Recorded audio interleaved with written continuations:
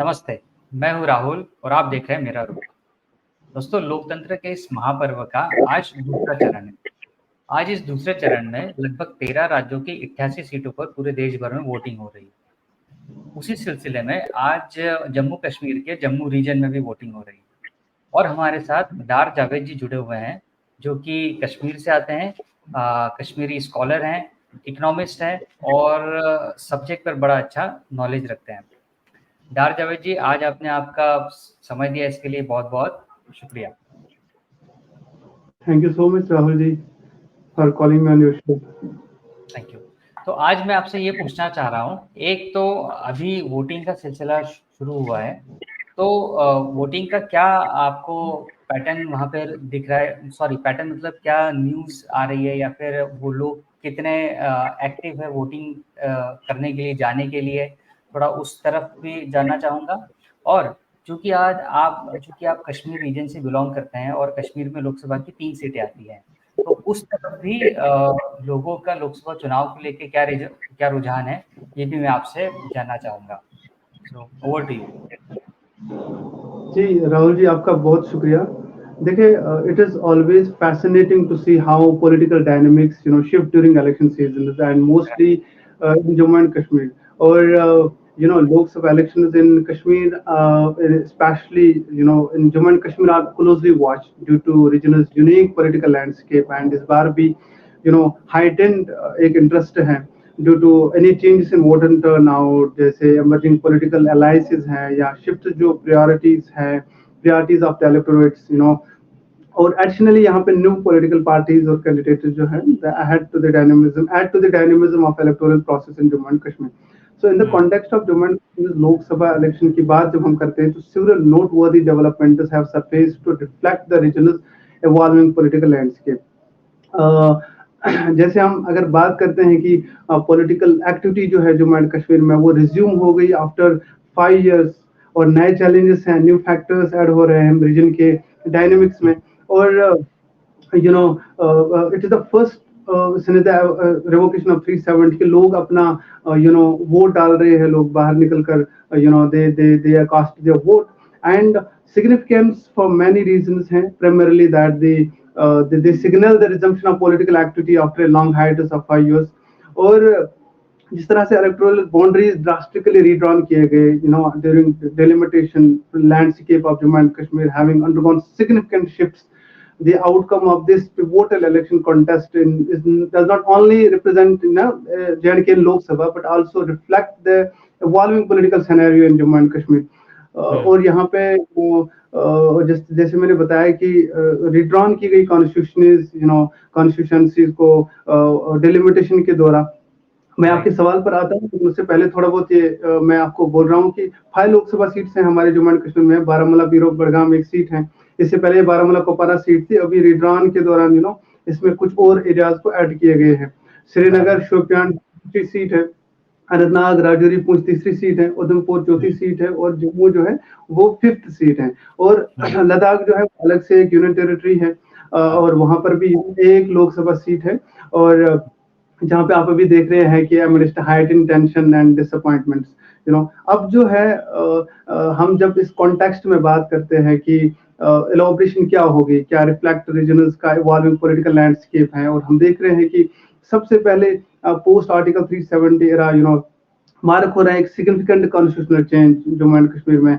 और जिस तरह से यहाँ का ऑल्टर हो गया पॉलिटिकल डायनेमिक्स, और इस बार इस election cycle could witness and it is witnessing the effects of this landmark decision with parties and candidates positioning themselves amidst the transform political environment in Jammu and Kashmir.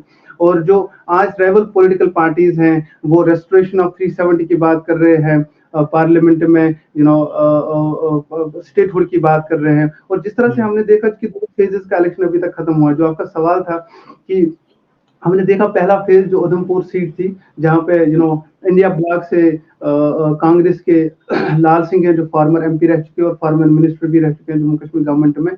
वो मध्य मुकाबले थे जितेंद्र सिंह जी के, जो doctor Jitendra Singh जो PMO office में मंत्री हैं. और दूसरा फेज वहां पर भी टर्नआउट बहुत अच्छा रहा, 67 to 70% के आसपास टर्नआउट रहा, जो बहुत ही अच्छा टर्नआउट माना जाता है. और इस वह आज सुबह से जो आज जो दूसरी वोटिंग जो जम्मू के मेन में जहाँ पर बीजेपी के जुगल किशोर है और कांग्रेस के एक और नेता है, तो इंडिया ब्लॉक ही उसको सपोर्ट कर रहा है। और ये एक्चुअली सीट शेयरिंग है। देखिए जम्मू कश्मीर में दो पार्टीज, एक हमारे यहाँ पे दो रीजनल पॉलिटिकल पार्टीज हैं, पावरफुल पार्टीज हैं। एक पीडीपी है, पीपल्स डेमोक्रेटिक पार्टी, जिसको महबूबा मुफ्ती हेड कर रहे हैं। फॉर्मर जो हमारे चीफ मिनिस्टर और यूनियन मिनिस्टर, उनकी बेटी है, मुफ्ती साहब की बेटी है। और उसके बाद है फारूक साहब की नेशनल कॉन्फ्रेंस। लेकिन नेशनल कॉन्फ्रेंस और इंडिया ब्लॉक का ही गठबंधन हो गया, अलायंस हो गया जम्मू एंड कश्मीर में। और जिस सीट शेयरिंग में ये हुआ कि जम्मू का रीजन जो है वहां पर नेशनल कॉन्फ्रेंस जो है वो सपोर्ट करेगी कांग्रेस को। और कांग्रेस ने अपने दो वहां पे जो है जम्मू के लिए और उधमपुर सीट के लिए कैंडिडेट्स नॉमिनेट किए। और आज ये दोनों कैंडिडेट्स फाइट कर रहे हैं अगेंस्ट बीजेपी के कैंडिडेट, जहां पर अगर आप देखेंगे पास्ट में 2014 से बीजेपी का ही स्ट्रॉन्ग होल्ड रहा है। 2014 में भी मंत्री रहे, वहां से पार्लियामेंट सीट जीता 2019 में भी। और गुलाम नबी आजाद साहब जो फॉर्मर चीफ मिनिस्टर, उसको हराया था। तो अभी जो है काफी टफ लास्ट टाइम जो एनालिस्ट्स का बोलना था कि जम्मू के अंदर भी लाल सिंह के साथ यानी कांग्रेस के साथ भी बीजेपी का काफी टफ फाइट हुई। और बताया ये जा रहा है कि जिस तरह से वहां पे वोटिंग की जो शरह बहुत अच्छी रही, लेकिन कहीं ना कहीं एक टफ कंपटीशन माना जाता है। और मोदी फैक्टर को भी यहाँ पे ये कहते हैं कि रादर देन कैंडिडेट का ये मोदी फैक्टर है। आई मीन उसी की वेव चल रही है जम्मू रीजन के अंदर। लेकिन कश्मीर के अंदर बीजेपी कोई कैंडिडेट को फील्ड नहीं कर पाया। और यहाँ पर सीट शेयरिंग के एग्जैक्टली, सॉरी मैं आपको बीच में इंटरप्ट कर रहा हूँ, पर मैं आपसे ये भी चीज पूछना चाह रहा था कि बीजेपी ने कश्मीर रीजन की 3 सीटों में अपने कैंडिडेट्स क्यों नहीं उतारे? और वहां पर तो पीडीपी, नेशनल कॉन्फ्रेंस, ये लोग आपस में ही फाइट करते हुए दिखाई दे रहे हैं। देखिए कहीं ना कहीं ये बात बिल्कुल सही है कि जो नेशनल कॉन्फ्रेंस है वो एक रिच ट्रेडिशनल पार्टी है जम्मू एंड कश्मीर की। और पीपल्स डेमोक्रेटिक पार्टी भी एक बड़ी पार्टी है जम्मू एंड कश्मीर की। लेकिन 370 के बाद लग रहा था कि कहीं ना कहीं जो जिस तरह से यहाँ पे डिलिमिटेशन हुआ या जिस तरह से रिजर्वेशन की बात की गई, अनंतनाग कुछ जो साउथ कश्मीर बैशन है, स्पेशली जो एक पार्लियामेंट सीट है, लग रहा था कि बीजेपी फील्ड करेगी अपने कैंडिडेट को। लेकिन ऐसा नहीं हुआ। शायद जो इंडिया टुडे में भी एक आर्टिकल आया था, इस पे राइट अप एक इलॉबरेशन था कि दिल्ली से फैसला हुआ था और शायद जो बीजेपी का जो हेड है यूटी के, उनको लगा था कि वो यहाँ पे इलेक्शन में हिस्सा लेंगे साउथ कश्मीर की सीट पर कम से कम। लेकिन वो शायद बीजेपी लीडरशिप को लगा कि शायद हम क्योंकि 370 पे शायद बात नहीं कर पाएंगे, शायद कोई चीज होगी उनके बीच में कि शायद वो लोगों का दिल नहीं जीत सकते हैं अभी कश्मीर वैली में।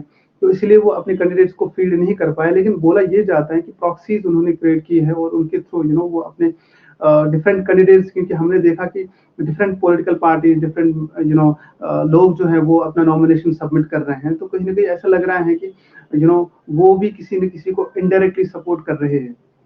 अब देखना ये है कि वो किसको सपोर्ट कर रहे हैं, क्योंकि ये जो 4-5 सीटें हैं जम्मू कश्मीर और लद्दाख में 5 सीटें हैं, और ये 5 सीटें नेशनल टैली करता है। जो भी चाहे बीजेपी हो चाहे कांग्रेस हो, उनको नेशनल लेवल पर उनकी जीत के लिए ये 5 सीटें जरूरी है कि यहाँ से कौन किसका सपोर्ट करता है वो उनके खाते में चला जाएगा। लेकिन अगर वो डायरेक्टली कश्मीर में कॉन्टेस्ट नहीं करते हैं, लेकिन उन्होंने डिफरेंट कैंडिडेट्स को शायद सपोर्ट किया है। जिस तरह ये माना जाता है कि नॉर्थ कश्मीर में जैसे पीडीपी का एक लड़ रहा है अलग से नॉर्थ कश्मीर में, और नेशनल कॉन्फ्रेंस का अलग से लड़ रहा है, तो 2 पार्टीज लड़ रहे हैं। लेकिन उसके बीच में एक और सेपरेटिस्ट टर्न पॉलिटिशियन है, सज्जाद गनी लोन, पीपल्स कॉन्फ्रेंस, जो बीजेपी की हुकूमत में वजीर रह चुके हैं, एक बड़ा अच्छा फाइट दे रहे हैं अभी लोगों के जिस हिसाब से पोल्स आ रहे हैं सामने, जिस हिसाब से लोग एनालाइज करते हैं चीजों को, तो एक काफी स्ट्रॉन्ग कैंडिडेट है वो। लेकिन पास्ट में बीजेपी की हुकूमत में, बीजेपी पीडीपी अलायंस में वो मिनिस्टर रह चुके थे। तो इसी तरह से श्रीनगर में कुछ और पॉलिटिकल पार्टी जिस तरह से अपनी पार्टी है जो वो भी क्रिएट हो गई 370 के बाद, और उसकी जो हेड है वो बिजनेसमैन टर्न पॉलिटिशियन है अल्ताफ बुखारी। उन्होंने भी अपने कैंडिडेट्स फील्ड किए हैं। और इसी तरह से डिफरेंट जो इंडिपेंडेंट कैंडिडेट्स भी हैं वो भी लड़ रहे हैं। लेकिन असल मुकाबला जो कश्मीर वैली में है वो 2 ट्रेडिशनल जो पार्टीज हैं यहाँ पे, नेशनल कॉन्फ्रेंस और People's Democratic Party. National Conference ने वाइस प्रेसिडेंट उमर अब्दुल्ला को नॉर्थ कश्मीर से मैदान में उतारा है, और वहीं पर पीपल्स डेमोक्रेटिक पार्टी ने वहां से उसके मुकाबले में एक former member parliament Mir Fayaz थे, उनको उतारा है, और पीपल्स कॉन्फ्रेंस जो सज्जाद गनी लोन लेड पार्टी है वो खुद लड़ रहे हैं उस चुनाव इस पे। इसी तरह से सेंट्रल कश्मीर में भी। जी जी जी बताइए। मेरे यहाँ पे 2 फॉलो क्वेश्चन है आपसे। पहला क्वेश्चन ये कि गुलाम नबी आज़ाद साहब के ना लड़ने से या उनका नाम वापस लेने से उस इलेक्शन डायनेमिक्स में कितने चेंज हुए, और दूसरा कि क्या अगर इंडिया ब्लॉक की तरफ से पीडीपी और नेशनल कॉन्फ्रेंस ये अगर मिल के लड़ते और उनके अगेंस्ट अगर बीजेपी के कैंडिडेट होते तो ये कितना स्ट्रॉन्ग इलेक्शन कॉम्बिनेशन बनता? देखिए, आपके जो 2 सवाल है, सबसे पहला सवाल जो गुलाम नबी आज़ाद साहब है, डीपीएपी उनकी पार्टी है, अपनी जो डेमोक्रेटिक प्रोग्रेसिव आज़ाद उन्होंने पार्टी बनाई है, उसमें भी काफ़ी अच्छे खासे बंदे हैं जिन्होंने ज्वाइन किया है वो उसकी पॉलिटिकल पार्टी को। तो वो भी कुछ फॉर्मर मिनिस्टर्स हैं, कुछ फॉर्मर पार्लियामेंटेरियंस हैं, लेकिन उनका अचानक से ये अपना नॉमिनेशन वापस लेना, तो कहीं न कहीं वो शायद एक स्ट्रॉन्ग कैंडिडेट की सूरत में साउथ कश्मीर में हो सकते थे, क्योंकि वो फॉर्मर चीफ मिनिस्टर रह चुके हैं, एक कदावर लीडर रह चुके हैं कांग्रेस के दौरान, और जम्मू कश्मीर में जिस तरह से उसको एक बड़ी रिस्पेक्टफुल नज़रों से देखा जाता है। लेकिन कुछ मजबूरियां रही होंगी और उन मजबूरियों के तहत उन्होंने अपने कैंडिडेचर को वापस लिया। लेकिन शायद अगर वो इलेक्शन में हिस्सा लेते तो कुछ अलग ही नजरिया बन जाता। अभी के डेट में जो है साउथ कश्मीर में पीडीपी की जो महबूबा मुफ्ती है, पीडीपी की चीफ है, वो खुद लड़ रही है साउथ कश्मीर, जो अनंतनाग, राजौरी, पुंछ है। और उसके मुकाबले में नेशनल कॉन्फ्रेंस के मियां अल्ताफ जी है, जो नेशनल कॉन्फ्रेंस ने फील्ड किया है, क्योंकि उसका भी गुजर बकरवाल का वोट है। तो काफी एक राइवलरी है दोनों के बीच में। लेकिन अगर गुलाम नबी आजाद लड़ते तो शायद कुछ और उनका उसका अपना एक वोट बैंक भी है और अपनी एक फैन फॉलोइंग भी है। तो शायद वो एक डिफरेंट नजरिया बन जाता। तो तब शायद मुझे लगता है कि नेशनल कॉन्फ्रेंस और पीडीपी शायद एक साथ ही मिल के लड़ती, शायद वो अलग अलग कैंडिडेट नहीं उतारते। लेकिन क्योंकि यहाँ पे 2 चीजें हो गई, एक तो इंडिया ब्लॉक में जो है पीडीपी की इंडिया ब्लॉक की कांग्रेस के साथ नहीं बनी, वोट शेयरिंग पर उनका फैसला नहीं हुआ साफ अच्छा, और इसीलिए उन्होंने अलग से जम्मू कश्मीर में लड़ने का फैसला किया। तो नेशनल कॉन्फ्रेंस ने सीट शेयरिंग पे फैसला लिया। और जिस तरह से लद्दाख में अगर आप देखेंगे, इससे पहले 2019 में लद्दाख में नेशनल कॉन्फ्रेंस का अच्छा खासा वोट बैंक है। वहां पे नेशनल कॉन्फ्रेंस के सज्जाद करगनी ने लड़ा था, और वहां पे जो सिटिंग एमपी है अभी बीजेपी के, उन्होंने 33% वोट शेयर से जीता था। लेकिन करगिल से अच्छा खासा वोट बैंक है, मुस्लिम पॉपुलेशन है, जो कांग्रेस को जाता था। लेकिन अभी जो है जो नेशनल कॉन्फ्रेंस को जाता था, लेकिन अभी जो है लद्दाख की सीट को नेशनल कॉन्फ्रेंस ने सीट शेयरिंग में इंडिया ब्लॉक को ही सपोर्ट करने का फैसला किया, मतलब कांग्रेस को ही सपोर्ट करने का फैसला किया। लेकिन लद्दाख में अभी जो है टेंशन जिस तरह से अराइज हो रहे हैं, जिस तरह से सिटिंग एमपी को बीजेपी के द्वारा उसको मैंडेट नहीं दिया गया, और फिर वहां नए खिलाड़ी को उतारा गया जो लद्दाख लेह काउंसिल के चीफ एग्जीक्यूटिव ऑफिसर है। तो काफी वहां पर भी स्पेकुलेशन किए जा रहे हैं कि शायद इंडिया ब्लॉक के हित में जा सकते हैं, या मे बी वो बीजेपी के ही हित में जाएगी। लेकिन कुछ जम्मू कश्मीर की जो पॉलिटिकल लैंडस्केप है, इस पे बात करना बड़ा मुश्किल हो जाता है, क्योंकि अगर आप पास्ट इलेक्शन देखेंगे तो उतना इलेक्टोरेट नहीं अपना फ्रेंचाइजी करता था, मिकदार में क्वांटिटी में लोग नहीं आगे निकलते थे वोट करते। इस बार जो 2-3 चीजें हो सकती है, वो ये हो सकता है, जिस तरह हमने जम्मू में देखा, एक खास अच्छी मिकदार में लोग बाहर निकले, उन्होंने अपने वोट का ये राइट दिया, उन्होंने अपना वोट कास्ट किया। इसी तरह बोला जाता है कि कश्मीर में भी लोग बाहर निकलकर वोट डालेंगे, और कहा जाता है जिस तरह इलेक्शन कमीशन के ऑफिसर्स भी कोशिश कर रहे हैं, प्रोग्राम्स कर रहे हैं, अवेयरनेस कैंप्स कर रहे हैं कि वोट डालना जरूरी है। और यहाँ पर जो पीडीपी के यंग लीडर है जो श्रीनगर से लड़ रहे हैं, वहीदुर रहमान परा, उन्होंने अपनी स्पीच में लास्ट कुछ डेज पहले लाल चौक से बोला कि एक ह्यूज गैदरिंग को, कि ये एक रेफरेंडम है, आप सब निकलिए और वोट कीजिए। और ये एक रेफरेंडम है ताकि हम सेंट्रल गवर्नमेंट को दिखाएं कि कश्मीर में लोग किसको चाहते हैं। कश्मीर में लोग ट्रेडिशनल जो कश्मीर की पॉलिटिकल पार्टीज हैं, जो आपके फैसलों के खिलाफ हैं या आपको चाहते हैं। तो काफी वो एक नजरिया बिल्ड हो रहा है। शायद जिस तरह से पहले लोग उस मिकदार में नहीं निकलते थे वोट डालने के लिए, अभी वो पूरा वो एक शिफ्ट हो रहा है कश्मीर में। और हम देख रहे हैं कि I rose most probably people will go out, because यहाँ पे अभी 7 को एक वोटिंग होगी, फिर 13 को होगी, तो फिर 20 को होगी। तो पता चलेगा कश्मीर में कि अनंतनाग सीट पे पहले वोटिंग होगी और तब पता चलेगा कि अनंतनाग में मई 7 को जो वोटिंग होगी कितने परसेंटेज लोग निकलेंगे वोट के लिए, क्योंकि एग्जैक्टली। अनंतनाग जो साउथ है। जी जी, काफी माना नहीं, जाता था आपने जो वोटिंग परसेंटेज टर्नआउट की बात करी कि पहले बहुत कम होता था, मुझे याद है अराउंड लेट 90s में जो कश्मीर में वोटिंग हुआ करती थी वो 10% वोटिंग भी नहीं होती थी, 10% के भी नीचे वोटिंग परसेंटेज होता था।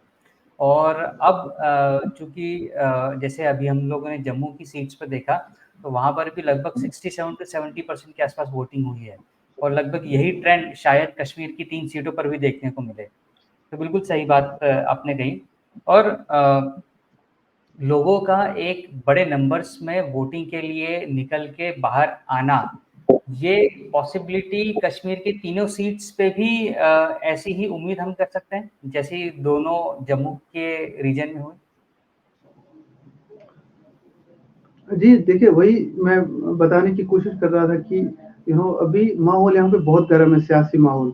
तो सियासी माहौल में यहाँ की जो रिच आर्चीबल पॉलिटिकल पार्टीज है, नेशनल कॉन्फ्रेंस और पीडीपी, वो आए रोज यहाँ पे रैलीज हो जाते हैं, कैंपेनिंग कर रहे हैं, लोगों से मिलते हैं। आप देखिए कल हिस्टोरिक लाल चौक से पीडीपी के यंग लीडर ने जो श्रीनगर में ये कर रहे हैं, उन्होंने बहुत ह्यूज गैदरिंग थी और जो 2019 के बाद सबसे पहली इस तरह की गैदरिंग देखने को मिली। इसी तरह से नेशनल कॉन्फ्रेंस के रैलीज में ह्यूज गैदरिंग होती है लोगों की। तो कहीं ना कहीं ऐसा लग रहा है कि लोग बाहर निकलेंगे और काफी अच्छी खासी इसमें परसेंटेज में लोग वोट करेंगे। लेकिन ये 2-4 फैक्टर्स इसके साथ हो सकते हैं। एक कि नए नए यूथ जो है, नई जो पीढ़ा को वोटिंग का हक दिया गया, जो 18 से अबो है, तो वो शायद ज्यादा मिकदार में निकलेंगे, यूथ अपने वोट फ्रेंचाइज का इस्तेमाल करेंगे। और दूसरा ये है कि जिस तरह से political landscape Jammu and Kashmir का चेंज हुआ, जिस तरह से डिलिमिटेशन हो गया, डिलिमिटेशन में श्रीनगर, इससे पहले श्रीनगर और गांधरबल मतलब जो पास के डिस्ट्रिक्ट थे वही एक पार्लियामेंट सीट थी। अभी नॉर्थ साउथ कश्मीर का भी कोई पार्ट इसके साथ जुड़ा, राइट। तो यही है कि मतलब पीपल वांट चेंज, और शायद एक लोग चाहते हैं कि एक सही लोगों की तर्जमानी हो पार्लियामेंट में, एक सही लोग जाए, यंग लोग जाए जो रियलिटी में बात कोशिश करें अनएम्प्लॉयमेंट को लेकर, जो बाकी इश्यूज है यहाँ पर उन पे बात करें। और इससे पहले क्या होता था राहुल जी की पार्लियामेंट इलेक्शन को उतना ज्यादा सिग्निफिकेंट नहीं माना जाता था। इलेक्शन को जम्मू एंड कश्मीर में बहुत सिग्निफिकेंटली माना जाता है, बहुत जबरदस्त तरीके से। लेकिन इस बार जो है क्योंकि 2019 के बाद फर्स्ट टाइम लोग अपना फ्रेंचाइजी का इस्तेमाल कर रहे हैं, निकल रहे हैं और बात करने का उनको वो डायरेक्टली वो बात करते हैं पॉलिटिकल लीडर्स की, पॉलिटिकल पार्टीज की। इससे पहले जो हालात थे, जिस तरह से पॉलिटिकल सरगर्मियां नहीं थी, तो कहीं ना कहीं लग रहा है कि लोग काफी तादाद में बाहर निकलेंगे, जो बहुत अच्छी बात है डेमोक्रेसी के लिए। अब लोग किसको सपोर्ट करेंगे और आगे क्या होगा वो देखना होगा, और वो देखने को मिलेगा कि अगर नेशनल कॉन्फ्रेंस इंडिया ब्लॉक को सपोर्ट करेगी, फिर अगर पीडीपी सीटें जीती हैं तो फिर क्या होगा आगे, वो सेंटर में किसको सपोर्ट करेंगे, या अगर पीडीपी के अलावा कोई और जो 1-2 कैंडिडेट बड़े स्ट्रॉन्ग जम्मू कश्मीर में लड़ रहे हैं, जिस तरह से सजाद लोग लड़ रहे हैं नॉर्थ कश्मीर से, अगर वो जीत के आते हैं तो क्या होगा। तो ये देखने वाली चीजें हैं। और जिस तरह से एक टफ कंपटीशन दे रहे हैं यहाँ पर पॉलिटिकल पार्टीज एक दूसरे को, और डेवलपमेंट की बात करते हैं अब पॉलिटिकल पार्टीज। अगर आप देखेंगे पीडीपी ने जो मैनिफेस्टो निकाला 4-5-6 पेजेस का, वो वहाँ पर कनेक्टिविटी की बात करते हैं, एम्पावरमेंट ऑफ वुमेन की बात करते हैं, स्टेटहुड की बात करते हैं, पार्लियामेंट में जो लोग बंद हैं, जेलों में हैं, उनको रिहा करने की बात कर रहे हैं। इसी तरह से नेशनल कॉन्फ्रेंस का मैनिफेस्टो इसी तरह की चीजें कहता है। लेकिन देखना ये होगा कि ये टर्न आउट कैसा सामने। अब 7 मई को पता चलेगा, क्योंकि तब तक हम कयास कर सकते हैं, लेकिन 7 मई को जो साउथ कश्मीर में पोलिंग वोटिंग होने जा रही है, तब पता चलेगा कि किस तरह का परसेंटेज बाहर निकल कर आता है। क्योंकि वो बाकी जो 2 पोलिंग फेजेस होंगे श्रीनगर और नॉर्थ कश्मीर में, जो श्रीनगर में मई 13 को जा रहा है और बारामूला में, कुपवारा में, नॉर्थ कश्मीर में 20 को होने वाला है, उन फेजेस पे उसका इम्पैक्ट पड़ेगा। जितना साउथ कश्मीर में पड़ेगा वोटिंग, उतना उस पर इम्पैक्ट पड़ेगा। एग्जैक्टली। अभी आपने पीडीपी और नेशनल कॉन्फ्रेंस के मैनिफेस्टो की बात करी, तो मैं आपसे एक बड़ा प्रोमिनेंट क्वेश्चन यहाँ पूछना चाहूँगा कि लोग जो वोट कर रहे हैं वहाँ पर, या जो अभी जैसे जम्मू रीजन की सीट्स पे अभी वोटिंग हुई है, अभी कश्मीर रीजन की 3 सीट्स पे वोटिंग होने वाली है। तो कश्मीर रीजन में लोगों की थॉट प्रोसेस वोटिंग पर्पस के लिए क्या है? क्या वो मैनिफेस्टो की तरफ देखते हैं, या फिर वो सिर्फ स्टेट्स के इश्यूज को देख के वोट कर रहे हैं, या फिर वो नेशनल पर्सपेक्टिव, एक ब्रॉड पर्सपेक्टिव को देख के वोटिंग की तरफ सोचते हैं? देखिए राहुल जी, जम्मू एंड कश्मीर इंक्लूडिंग लद्दाख, हालांकि अलग ड्यूटी है, यहाँ पे लोगों के जो टेस्ट और प्रेफरेंसेस हैं वो अलग हैं, और प्रायोरिटीज भी हर यूनिक है और अलग अलग हैं रीजन की। अगर आप जम्मू रीजन का देखोगे उनकी प्रायोरिटीज अलग है, कश्मीर रीजन का देखेंगे प्रायोरिटीज अलग है। जैसे कश्मीर रीजन में पीस और डिग्निटी पे ज्यादा लोग ध्यान देते हैं, जो जिनको इश्यूज हैं, चाहे बंद हैं कुछ लोग, चाहे जो भी हालात हैं, या जो भी डेवलपमेंट की बात जो अभी तक नहीं हुई है उस पर ज्यादा फोकस कर रहे हैं। और यहाँ पर ये भी है, मुस्लिम वोट बैंक का शेयर चला जाता है। आप पीडीपी और एनसी को यहाँ पर लोग ज्यादा वोट शेयर देते हैं कश्मीर के अंदर। और जम्मू में इसका अपोजिट है। जम्मू में क्या है कि पीपल वुड मोस्टली इधर वोट फॉर बीजेपी और दे वोट फॉर कांग्रेस, क्योंकि उनकी अलग उनके अलग हालात है, उनके अलग प्रॉब्लम्स हैं। लेकिन जो मोस्ट इम्पोर्टेंट, लद्दाख के अलग है, लेकिन जो मोस्ट इम्पोर्टेंट प्रॉब्लम्स हैं जो इस रीजन को इकट्ठा कर रहे हैं वो अनएम्प्लॉयमेंट है। जो मोस्ट इम्पोर्टेंट प्रॉब्लम है जो इस रीजन को इकट्ठा कर रहे हैं वो यहाँ के लोगों की स्थिति है। वो इकोनॉमिक डेवलपमेंट जो जिनका बिल्कुल 2019 के बाद इकोनॉमिक डेवलपमेंट हुई, यहाँ पे डेवलपमेंट हुई, पीस प्रोग्रेस हो गई, लेकिन उस प्रोग्रेस को आगे वो रिकंस्ट्रक्ट कितना करते हैं, आगे किस हद तक जाते हैं, वो मोस्ट इम्पोर्टेंट है। और उस पे मोस्टली अब कुछ लोग इमोशनल होकर भी वोट करते हैं, और जम्मू एंड कश्मीर में इस तरह की चीजें होती है, इमोशनल में आकर भी किसी पार्टी को वोट किया जाता है। लेकिन यहाँ पे लोग mostly National Conference, Kashmir region में मोस्टली नेशनल कॉन्फ्रेंस या पीडीपी को ही वोट करते हैं, क्योंकि उनका एक अंडरस्टैंडिंग है कि शायद ये हमारी वॉइस को रेज करेंगे। लेकिन अगर आपने देखा कि यहाँ पे लोगों का ये भी सेंटिमेंट है कि पास्ट में जितने भी एमपीज रहे हैं, चाहे नेशनल कॉन्फ्रेंस या पीडीपी के हैं, उन्होंने पार्लियामेंट में जो है नेशनल कॉन्फ्रेंस के ही, इससे पहले नेशनल कॉन्फ्रेंस के ही 3 सीटें थी, उन्होंने पार्लियामेंट में बात नहीं की, किसी चीज पे, किसी मुद्दे पे बात की। लोग ये भी बात करते हैं, लेकिन ये भी है कि वो फिर भी उन्हीं को क्यों चूज करते हैं, क्योंकि मैनिफेस्टो की तरफ भी लोग देखते हैं। बिल्कुल सही बात कही आपने, यहाँ पे लोग वो चीज भी देखते हैं कि मैनिफेस्टो में क्या लिखा गया है, क्या मैनिफेस्टो में हमारी जम्मू एंड कश्मीर की बात जो है पार्लियामेंट में उठाई जाएगी, और किस एंगल से उठाई जाएगी, क्या उसका रीजन है, क्यों उठाई जाएगी, कौन कौन से पहलू पर उठाई जाएगी। क्योंकि वो चीजें हैं, यहाँ वो फैक्टर हैं कि जम्मू एंड कश्मीर पे बात होगी नहीं होगी, स्टेट रेस्टोर होगा कि नहीं होगा, एम्प्लॉयमेंट होगा कि नहीं होगा, जिस तरह से देश के बाकी हिस्सों में है।